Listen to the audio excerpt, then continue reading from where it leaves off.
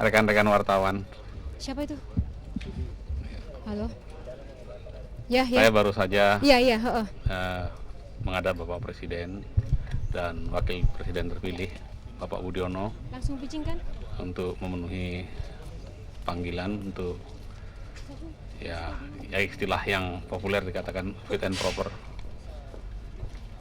Saya Ya. tadi mendapat petunjuk arahan tentang tugas-tugas mendatang yang kemungkinan akan dibebankan kepada saya. Jadi banyak arahan-arahan yang diberikan kepada kami, kepada saya khususnya, yaitu untuk membantu beliau di lembaga kepresidenan, memberikan dukungan-dukungan administrasi, ya percepatan produk-produk yang harus dikeluarkan beliau sebagai kepala negara dan kepala pemerintahan. Oleh sebab itu banyak hal-hal memang dari pengalaman selama 5 tahun ini yang harus kita tingkatkan. Selanjutnya juga kepada saya diberikan semacam kontrak kinerja dan fakta integritas untuk Keburu habis Bang. semacam komitmen kita ke depan dalam melaksanakan tugas, dan itu kedua-duanya saya tanda tangani di atas materai. Saya kira itu saudara-saudara yang dapat saya sampaikan. Ya, nanti tentu saya tidak akan mendahului beliau. Kita tunggu saja pengumumannya. Ya pemirsa, saat Nanti ini kita akan akan menyaksikan diumumkan, bersama saya kira, proses dengan yang atau lain-lainnya pernyataan bersamaan. yang disampaikan oleh Sudi Silalahi. Ketika Sudi Silalahi sudah menjalani proses interview dengan Presiden Susilo Bambang Yudhoyono sekitar kurang lebih 20 menit, dan kita saksikan bersama pernyataan dari Sudi Silalahi berikut ini. Mengundurkan diri kalau memang kinerja kita nggak bagus. Ada syarat-syarat yang khusus yang diajukan oleh Presiden, Pak? Tidak ada. Jadi semua dalam norma yang ada, sehingga saya kira tidak ada hal-hal yang khusus. Tapi yang jelas supaya kinerja yang dulu mungkin apa-apa yang bisa kita jadikan referensi untuk lebih kita tingkatkan, lebih kita pacu, ya, supaya semuanya berjalan lebih baik dari yang sebelumnya. Oke kawan-kawan, Cukup ya? Pak Sudi masih akan bertugas lagi sepanjang hari ini. Terima kasih. Terima kasih.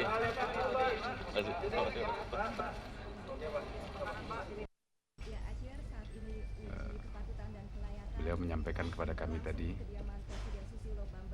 bahwa insya Allah saya akan beliau beri tugas di bidang pemerintahan. Karena itu ada beberapa poin yang sangat penting yang beliau pesankan kepada kami, apabila hal tersebut terwujud beberapa hari lagi. Ya Indra, sampai saat ini untuk Sri Mulyani sendiri masih berada di dalam melakukan proses interview dengan Presiden Susilo Bambang Yudhoyono. Namun kali ini saya ingin membawa Anda pemirsa untuk melihat pernyataan yang disampaikan oleh Gubernur Sumatera Barat, yaitu Gamawan Fauzi. Jelaskan nanti. Targetnya Pak? Ya. Ada target-target terukur yang beliau minta kepada kami untuk menuntaskan dalam waktu tertentu, dalam jangka pendek sekali, dan dalam waktu 1 tahun, dalam waktu 2 tahun, dan bahkan juga dalam waktu 5 tahun. Jadi sangat terukur sekali. Misalnya nanti ketahuan jadinya. Makasih ya, makasih. Assalamualaikum. Ya, terima kasih ya, Pak. Di foto barangkali. Ya.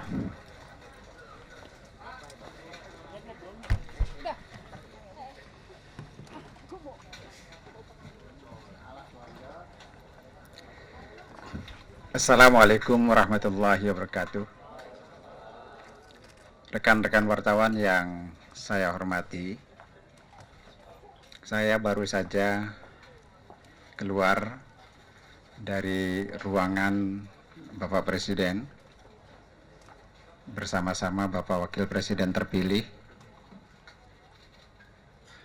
Banyak yang dibicarakan, tetapi inti dari pembicaraan itu berkaitan dengan bidang kesejahteraan masyarakat,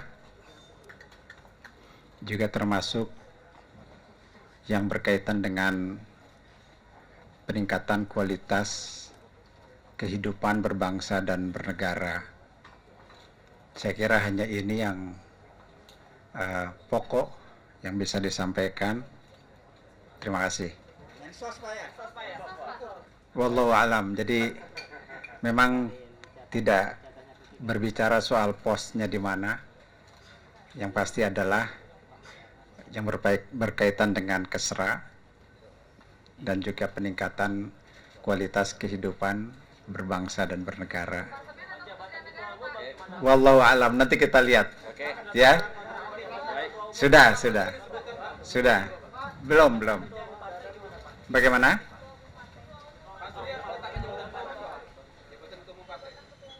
Kalau diperlukan. Ya, terima kasih ya.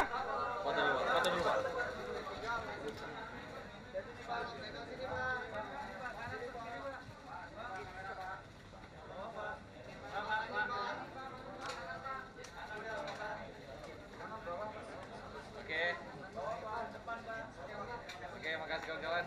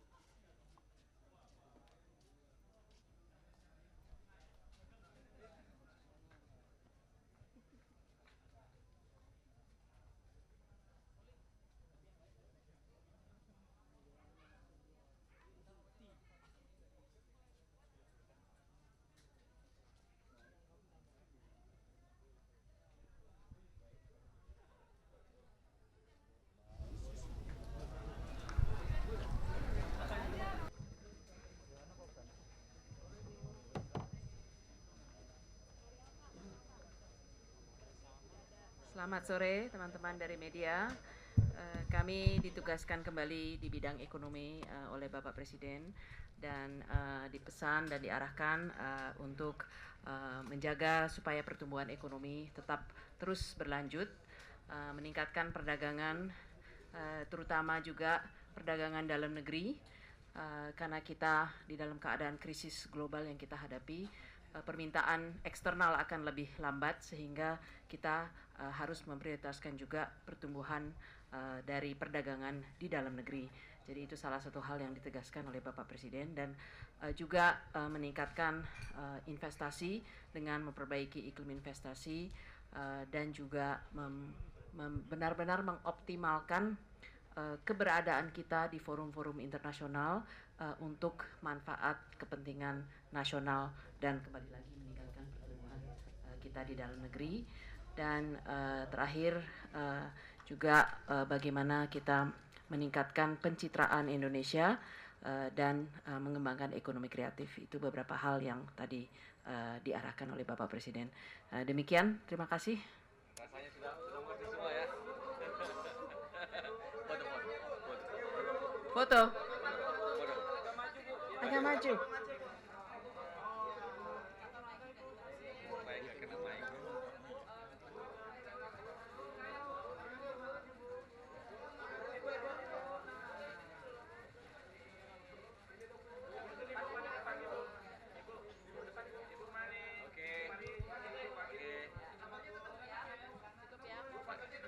Oke, thank you Bu Mari.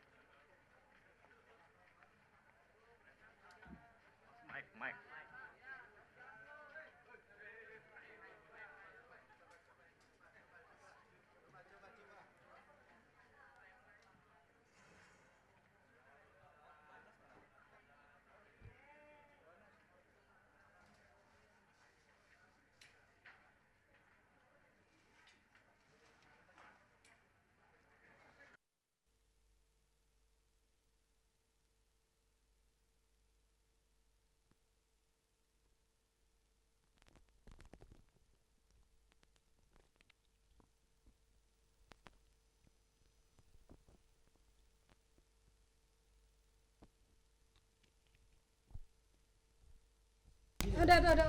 Kami diberikan arahan bahwa Cek. 5 tahun ke depan ini, pertama, Udah naik ya. pertumbuhan ekonomi Indonesia harus lebih ditingkatkan.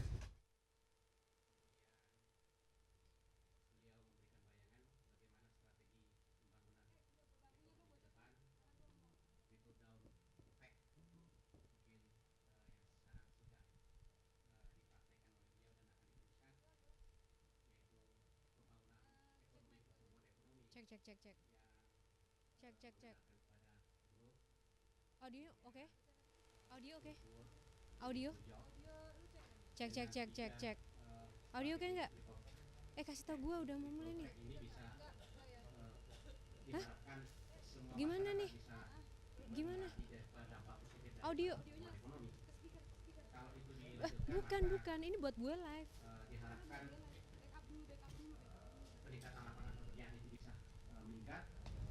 Pengangguran bisa turun, Kayak tadi kesejahteraan rakyat akan semakin tinggi. Nah, itu merupakan arahan Bapak Presiden, dan diharapkan juga di dalam meningkatkan kesejahteraan ini banyak sektor yang harus betul-betul diperhatikan, sehingga semua masyarakat bisa terlibat langsung di dalam bagaimana mengelola ekonomi dan potensi ekonomi bangsa dan rakyat Indonesia. Itu secara makro yang disampaikan beliau. Pemirsa, saya sedang bersama dengan Ketua PKB Muhammad Iskandar, dan di belakang saya juga Syarif. Caimin, boleh saya tanya, kira-kira sudah tahu belum mengenai rancangan wawancara kali ini? Ya, kebetulan dengan saya pembangunan infrastruktur. Dengar apa yang dikehendaki Bapak Presiden. Kapan Caimin ditelepon? Tadi kemarin malam. Ngomong katanya Caimin akan menjadi Menteri Tenaga Kerja nih. Sudah ada program nggak? Kita tunggu dulu deh. Oh gitu ya, Caimin, makasih ya. Ya pemirsa, kita masih akan menantikan proses wawancara yang saat ini.